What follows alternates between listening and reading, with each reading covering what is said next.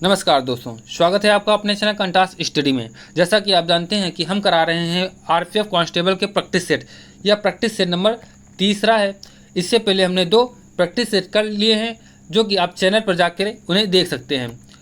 कुल 50 जीके के क्वेश्चन करेंगे, किरण पब्लिकेशन से, याद रखिएगा।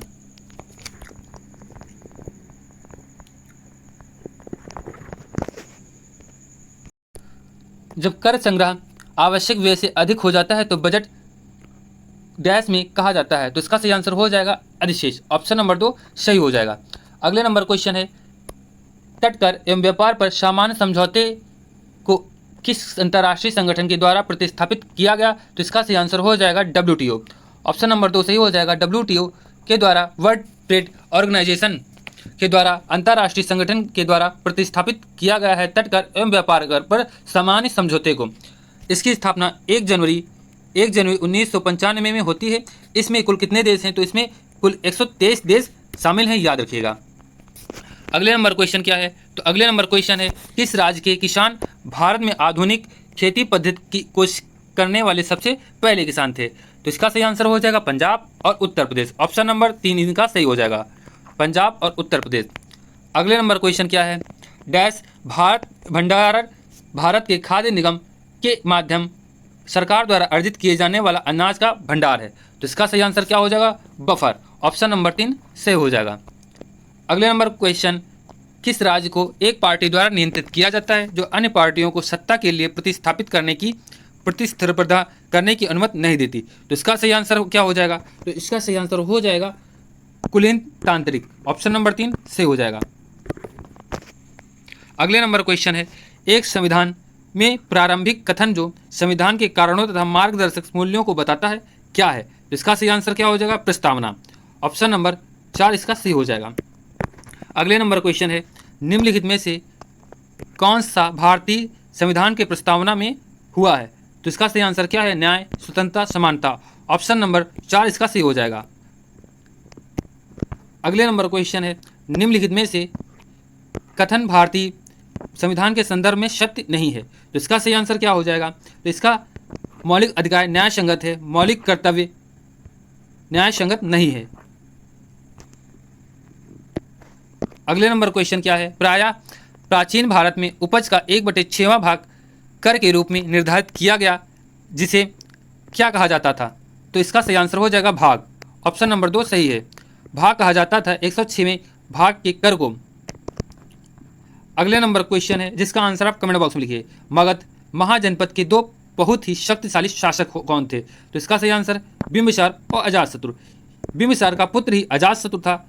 ये दोनों ही महाजनपद के बहुत ही शक्तिशाली शासक थे। ऑप्शन नंबर 3 इसका सही हो जाएगा, फर्स्ट और सेकंड। अगले नंबर क्वेश्चन क्या है, वर्ष 1884 में नेशनल कांग्रेस की स्थापना कहाँ हुई, तो इसका सही आंसर हो जाएगा दक्षिण अफ्रीका में। दक्षिण अफ्रीका में गांधी जी के नेतृत्व में नेशनल भारतीय कांग्रेस की स्थापना की गई, जिसे NIC भी कहते हैं, NIC भी कहा जाता है। अगले नंबर क्वेश्चन क्या है, सविनय अवज्ञा आंदोलन किस वर्ष शुरू हुआ, तो इसका सही आंसर हो जाएगा 1930 में। 12 मार्च 1930 में गांधी जी के द्वारा सविनय अवज्ञा आंदोलन स्टार्ट किया गया। अगले नंबर क्वेश्चन क्या है, तो प्राचीन भारत में जैन धर्म मुख्य रूप से किसके द्वारा समर्पित था, तो इसका सही आंसर क्या हो जाएगा, व्यापारियों के द्वारा। अगले नंबर क्वेश्चन है, वर्धमान महावीर लक्ष्मी वंश के राजकुमार थे, जो कि डैश संघ का समूह था, तो इसका सही आंसर क्या हो जाएगा, वज्र। ऑप्शन नंबर 2 सही हो जाएगा। महावीर ज्ञातत्व क्षत्रिय वंश के शासक सिद्धार्थ के राज परिवार में पैदा हुए थे। उनकी माता त्रिशला वैशाली के लक्ष्मी गणराज की प्रमुख चेटक की बहन थी, याद रखिएगा। अगले नंबर क्वेश्चन है, निम्नलिखित में से किस भारतीय राज्य से कर्क रेखा नहीं गुजरती, तो इसका सही आंसर हो जाएगा उत्तर प्रदेश। गुजरात, झारखंड, मध्य प्रदेश, राजस्थान, त्रिपुरा, छत्तीसगढ़, मिजोरम, पश्चिम बंगाल, इन 8 राज्यों से कर्क रेखा गुजरती है, ना कि उत्तर प्रदेश से। अगले नंबर क्वेश्चन क्या है, तो भारत की सबसे लंबी झील कौन सी है, तो वेम्बनाड झील। ऑप्शन नंबर 1 सही हो जाएगा। कहाँ पर है, ये केरल में है, याद रखिए। अगले नंबर क्वेश्चन है सतलज तथा काली नदियों के बीच स्थित हिमालय का हिस्सा क्या कहलाता है? तो इसका सही आंसर हो जाएगा कुमायूं हिमालय कहलाता है। अगले नंबर क्वेश्चन है गंगोत्री ग्लेशियर द्वारा परिपूर्ण गंगा के नदी शीर्ष पर क्या नाम है? तो इसका सही आंसर हो जाएगा भागीरथी। गंगोत्री से निकलकर गंगा का नाम भागीरथी कहलाता है। अगले नंबर क्वेश्चन है सामान्य तौर पर भारत के कौन से क्षेत्र तापमान की बड़ी विपरीत स्थितियां अनुभव नहीं करते? तो तटीय क्षेत्र। भारत के तटीय क्षेत्र पर स्थित तटीय क्षेत्र तापमान में होने वाले विपरीत स्थितियों का अनुभव नहीं करते, याद रखिए। अगले नंबर क्वेश्चन है पूर्व तथा आर्थिक गलियारे के प्रथम चरण से कौन से दो भारतीय शहरों को जोड़ा जाएगा? तो इसका सही आंसर हो जाएगा विशाखापट्टनम से चेन्नई। विशाखापट्टनम से चेन्नई को जोड़ा जाएगा। यह कुल 2500 किलोमीटर की लंबी दो शहरों को जोड़ने वाली प्रथम गलियारा कहलाएगा, याद रखिएगा। Option number 1। अगले नंबर क्वेश्चन है कौन सा पदार्थ बिजली के प्रवाह को कोई प्रतिरोध प्रदान नहीं करता? अर्धचालक। ऑप्शन नंबर 4 सही हो जाएगा। अगले नंबर क्वेश्चन है निम्नलिखित में से कौन बिजली का फ्यूज बनाने के लिए इस्तेमाल तारों का एक गुण है? तो कम गलनांक के कारण ही बिजली के तारों को फ्यूज बनाने के लिए उपयोग में लाया जाता है। अगले नंबर क्वेश्चन है 7 इंद्रधनुष के रंगों वाला कौन सा परिपत्र डिस्क तेजी से घुमाने जाने पर कैसा प्रतीत होगा? तो यह सफ़ेद होगा। जब सातों रंग आपस में मिल जाएंगे तो ये सफ़ेद रंग बन जाता है, याद रखिएगा। अगले नंबर क्वेश्चन क्या है पराग को परागकोश से उसी फूल के वर्तिकाग्र में स्थानांतरण को क्या कहा जाता है? तो स्वपरागण कहते हैं। जब एक ही फूल में परागण और स्वपरागण की स्थितियां बनती हैं तो स्वपरागण कहा जाता है। अगले नंबर क्वेश्चन क्या है कौन सी जीवित जीवों में विरासत की इकाई है? तो इसका सही आंसर हो जाएगा वंशाणु या पैतृक, जिसे इंग्लिश में जीन कहा जाता है, याद रखिएगा। जीन विरासत की इकाई है। अगले नंबर क्वेश्चन क्या है मैग्नीशियम की एक पतली पट्टी का कौन सा टुकड़ा एक चमकदार डैश प्रकाश के साथ जलता है? तो इसका सही आंसर याद रखिएगा सफ़ेद। ऑप्शन नंबर 4 सही हो जाएगा। जब अम्ल और क्षार के बीच प्रतिक्रिया कराई जाती है तो इसे क्या कहा जाता है? तो इसका सही आंसर हो जाएगा उदासीनीकरण। इसमें नमक और जल बनता है, याद रखिएगा। नमक और जल बनता है जिसे उदासीनीकरण अवक्रिया कहते हैं। अगले नंबर क्वेश्चन है कौन सा पदार्थ बिना खपत हुए रासायनिक प्रतिक्रिया की दर को बढ़ाता है? तो उत्प्रेरक होता है जो कि पदार्थ में बिना खपत हुए रासायनिक प्रतिक्रिया की दर को बस बढ़ा देता है या कम कर देता है। अगले नंबर क्वेश्चन है निम्नलिखित में से कौन सुनिश्चित करता है कि मृत पौधों तथा जानवरों के पोषक तत्वों को मिट्टी में छोड़ दिया जाए? तो इसका सही आंसर है ह्यूमस की उपस्थिति। ऑप्शन नंबर 3 सही हो जाएगा। अगले नंबर क्वेश्चन है प्रकाश पोषक तत्व तथा स्थान के लिए समान स्थान पर पनप रहे जीवों के मध्य प्रतियोगिता के विषय में क्या कहा जाता है? तो इसका सही आंसर क्या हो जाएगा? तो इसका सही आंसर हो जाएगा ऑप्शन नंबर 3, यह सर्वाधिक तीव्र होते हैं। अगले नंबर क्वेश्चन जिसका आंसर आप कमेंट बॉक्स में लिखिए निम्नलिखित में से कौन सा मौलिक अधिकार अल्पसंख्यकों के हितों की सुरक्षा से संबंधित है? तो इसका सही आंसर हो जाएगा शैक्षिक एवं सांस्कृतिक अधिकार, जो कि अनुच्छेद 29 और 30 में दिए हुए हैं, याद रखिए। अगले नंबर क्वेश्चन क्या है उच्च न्यायालय ने निजी क्षेत्र में स्थानीय लोगों के लिए 75% नौकरियां आरक्षित करने के लिए किस राज्य सरकार के फैसले को रद्द कर दिया? इस फैसले को लेकर के पंजाब और हरियाणा दोनों पहुंची थी, लेकिन पंजाब में लागू हो गया, लेकिन हरियाणा में सरकार ने रद्द कर दिया। तो ऑप्शन इसका 2 सही हो जाएगा। ऑप्शन नंबर 2 सही हो जाएगा। अगले नंबर क्वेश्चन है भारत की ब्रिटिश सरकार द्वारा पारित किस अधिनियम ने भारतीय परिषद को समाप्त कर दिया है? भारतीय परिषद को समाप्त कर दिया है। तो 1935 का भारत सरकार अधिनियम। ऑप्शन नंबर 3 इसका सही हो जाएगा।